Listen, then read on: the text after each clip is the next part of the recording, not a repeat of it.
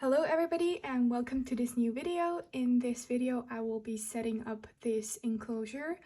If you have seen my last video, this is the enclosure I built myself. It's for a dwarf hamster and I filmed this a while ago, so if you follow me on Instagram you will already have seen this enclosure all set up.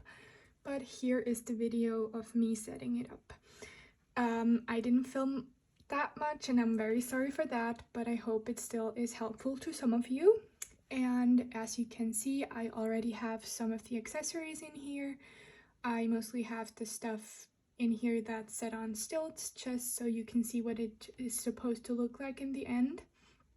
I have the platform in the back, then the wheel in the front, a digging box and the large sand bath and a 2-chamber house.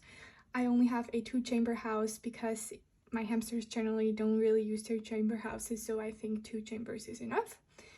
And now I took out all of the stuff, so there are only the frames with the stilts on.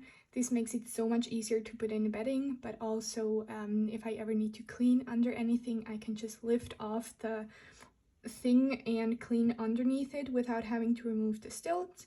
So I really like doing it that way. And here I still have about half or a third of the bag of bedding left from Lilja's enclosure. So I will be using this. These are safe wood shavings made from spruce. So yes, they are safe. I wouldn't use them if they weren't. And now I have the first layer of bedding in the enclosure. And as you can see, it's still very fluffy. It wouldn't hold tunnels this way.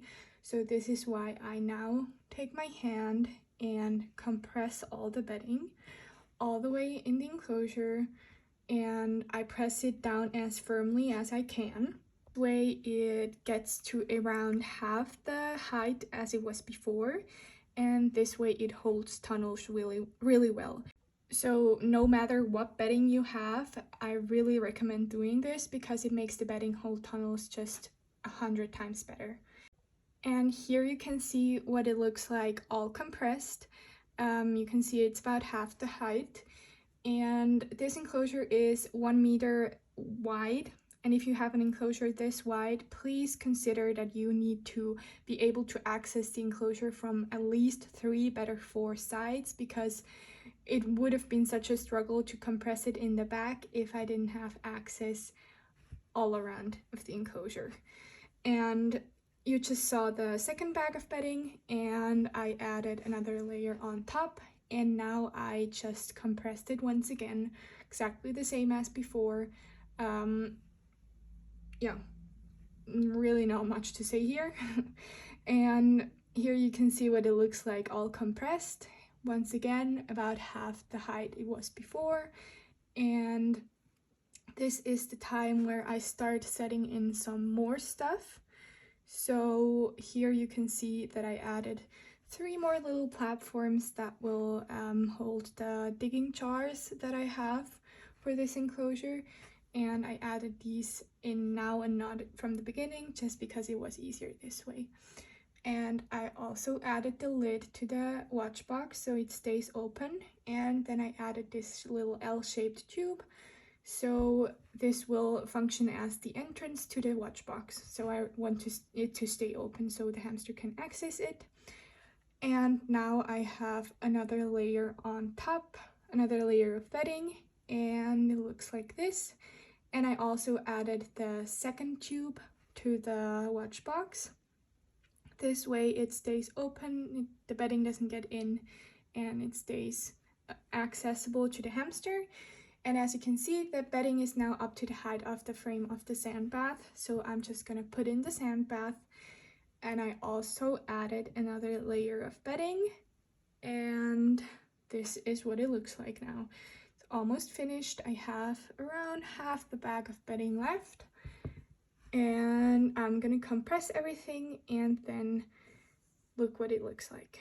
So as you can see, the bedding is at around up to the height of the platform of the wheel, but in the back there is still a lot of room for the bedding, so I will be adding more bedding to the back but not the front. Here you can see what that looks like. It's not compressed yet, but now it is. And now I added that little digging box and the lid to the multi-chamber house and that little height there just as a height for the divider thingy. And now I just need to fill up a bit more bedding in the back. I still have a bit of bedding left. Now I have all the bedding in the enclosure that I want to have in there. As you can see, there is a lot of bedding in the back. It's around 40 centimeters tall. And this is all the bedding I have left from that bag. It's not much. I'm gonna keep it if I ever have to spot clean. And as you can see, I added some more stuff. 3 little digging jars, then a small wooden platform in the front, and the wheel. And here are some more. I added the sand, some hides, some bamboo roots, some tubes, a ladder, and some corncob bedding in here, some coarse beech chips in here. I have some smaller ones in that little jar. In the middle one, I filled some terrarium soil, and I didn't really film how I put all of this in just because I was figuring it out as I was doing it, but you can see how I put everything in there. Yeah.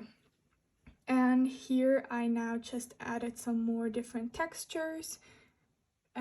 Mainly just some beddings. I have some birch bedding from Rody Pet in the middle there, and some hemp bedding, some coconut bedding, and some terrarium moss just to create some fun, exciting textures. Some cork bedding in there, some millet husks in there, just to ensure that he has an enriching home where he can have a lot of different textures to explore and where he can hide foods, and just to create a fun home for him.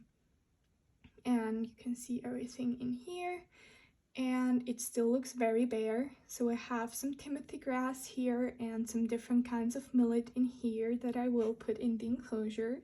Here is what the enclosure looks like all finished. I'm very sorry that I didn't film how I put all the decorations in, but I will try to list everything in the description box so you know what I used.